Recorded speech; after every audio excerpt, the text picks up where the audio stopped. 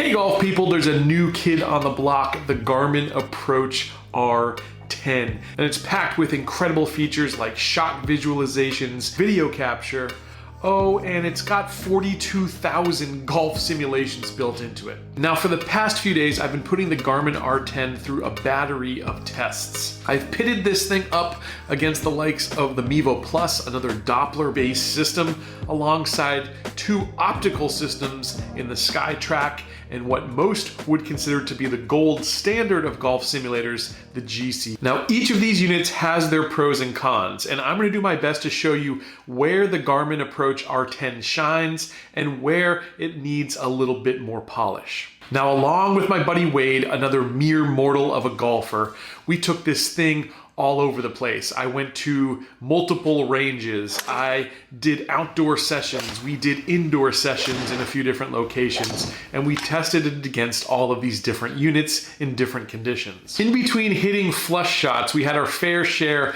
of pushes, of pulls, of hooks, and yes, it's unfortunate, but I can definitively tell you that the Garmin R10 does pick up shanks. Much to my chagrin.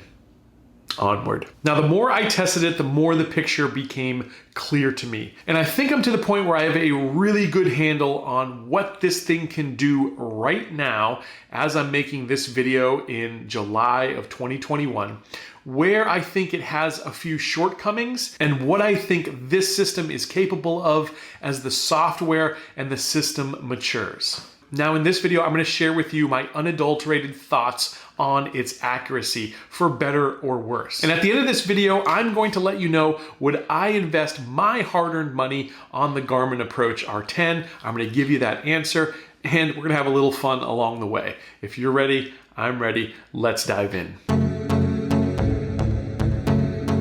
All right, so let's talk about where the Garmin Approach R10 shines for me. I think this unit really shines in an outdoor environment.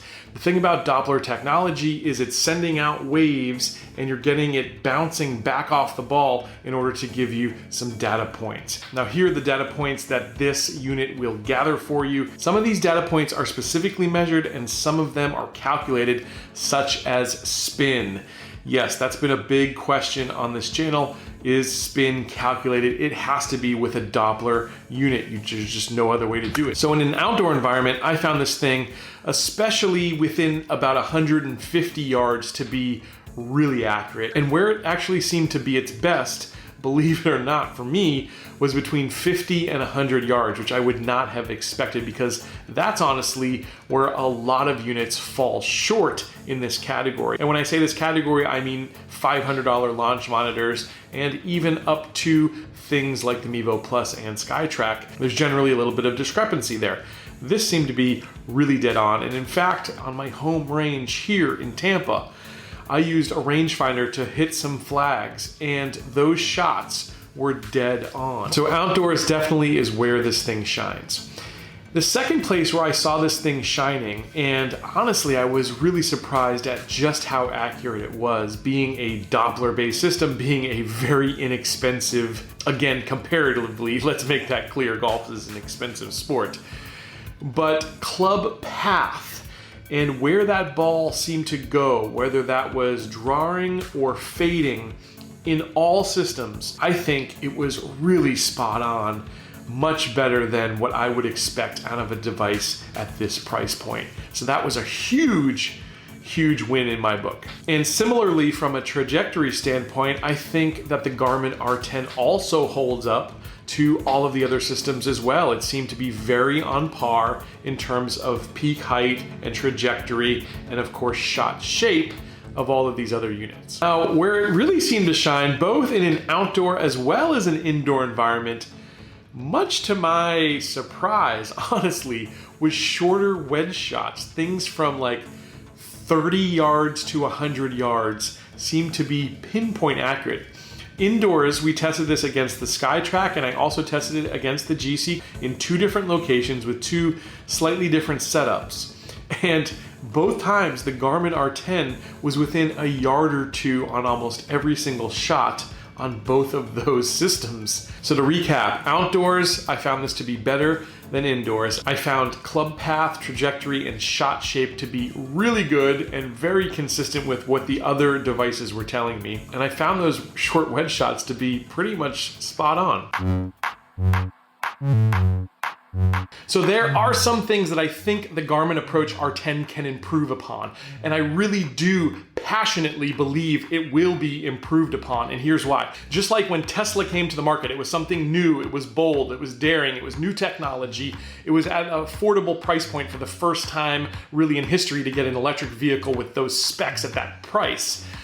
Well, if you look at Tesla today, they're constantly pushing out software updates. Those cars are constantly being improved and reiterated upon, all right? And I think that's exactly what we're gonna see happen. I think for any issues that I've encountered here that I will let you know about right now, I think there are software updates and firmware fixes that can take care of them. But let me tell you what they are. In an indoor environment especially, seemed like the distance was being underreported. Here's an example of the graph between the SkyTrack and the Garmin R10. So you can see here the averages of the carry distance as well as the total distance seem very different to me. Now here's one of those places where you could say, well, how do you know which one is actually accurate? And that's a very valid argument. These are completely different systems, one being optical, one being Doppler based, and completely different in many, many respects. But I do know pretty consistently how far I hit my clubs. And I could tell, as well as Wade could, by the way, because he knows how far he hits his clubs. I think more times than not, it's hard to put a number to it, but let's say 90% of the time,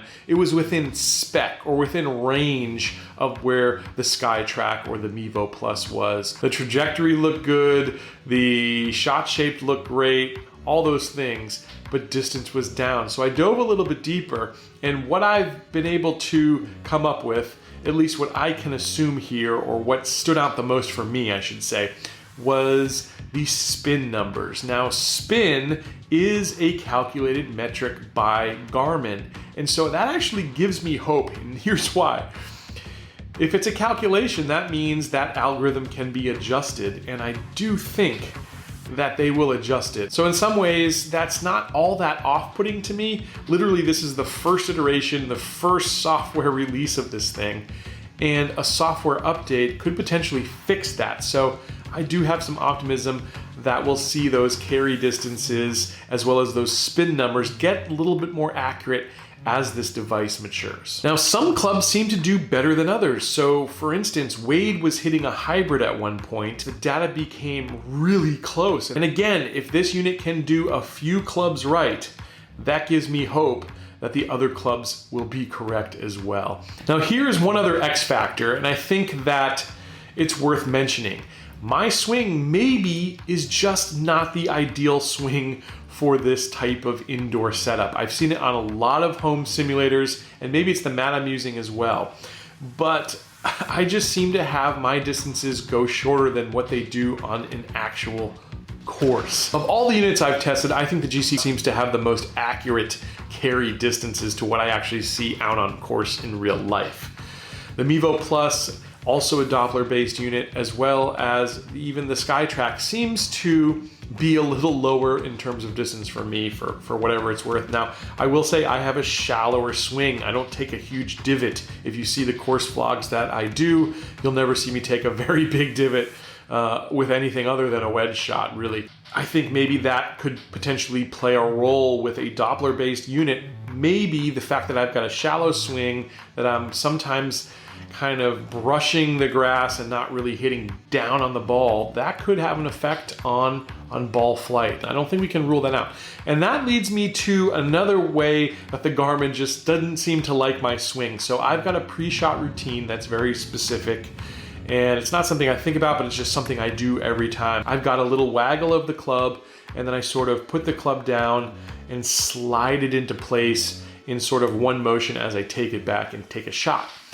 That pre-shot routine was completely ruined by the Approach R10. I was not able to do my normal pre-shot routine. I had to sit still, look back at the device, see that I had the green light. There's literally a green light on there to tell you that you're good to take a swing. I had to look back and make sure, have confirmation visually, kind of center myself and then take a swing. And it took me many, many swings in order just to get that right, honestly, because it just is not my routine.